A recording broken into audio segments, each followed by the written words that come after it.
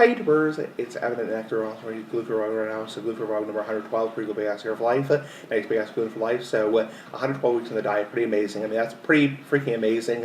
I mean, it's just purely amazing to me. I stuck to it. I mean, because the gluten-free diet is a hard diet to stick to. You do have to be very careful, damn careful, because wheat, barley, and rye, or gluten in general, is very common in our society, and like I said before, I'm not going to avoid cross-contamination entirely. I think always, to some degree, you're always going to run into some level of cross-contamination beyond the 20 parts per million, which is the FDA standard of safe gluten consumption for people with celiac and people who have gluten intolerance and gluten allergies and gluten sensitivities. There's always going to be some level of cross-contamination. I mean, I'm trying my damnedest, I'm trying my darndest to avoid cross-contamination. It's like, yesterday I was at my St. Patrick's Day party, and there was some cheese and crackers on the table, so I made sure when I had a piece of cheese, because cheese is gluten-free, natural cheese is gluten-free, I made sure to wipe off the the crumbs of the crackers. But you know what, I'm not going to live under a freaking rock and be like, I'm not going to,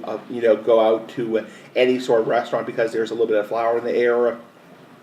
It would be different if I had like a life-threatening gluten allergy, and if I even ate like a crumb of gluten, I would like burst out in hives and stop breathing and have to have my stomach pumped and go to like anaphylactic shock. The whole point I'm trying to make is there's always going to be some level of cross-contamination. It's like, unless the restaurant is designated allergen-free, their entire, or I should say gluten-free, their environment is entirely gluten-free, it's like you're always going to run into some cross-contamination. And people who live under a freaking rock, and, don't even go to like a restaurant, I hate to say it, but they're being kind of hypochondriac. It's like, unless of course, this makes a lot of sense, there's somebody who has a life-threatening gluten allergy. If you're somebody who even eats a crumb of gluten and you burst out in hives and start hyperventilating and stop breathing, then clearly you have to be extremely careful to last like the big ass cigar. So, but I'm somebody who, if I accidentally ate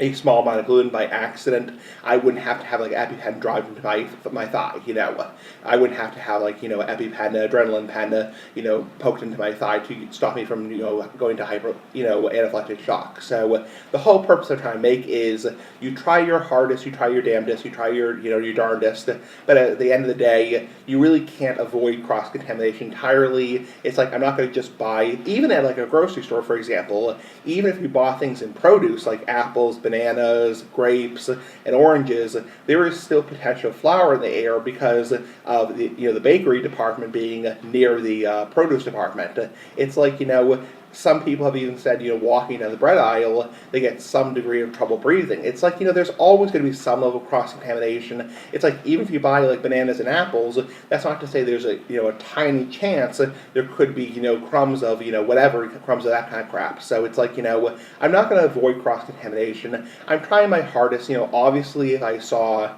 a piece of salami yesterday, a piece of meat on the, the cracker and cheese table, my dad's sister's house, that had crumbs on it. Obviously, I didn't eat it because that's asking for trouble. You're purposely eating something that has crumbs, and even crumbs can do damage to somebody who has celiac.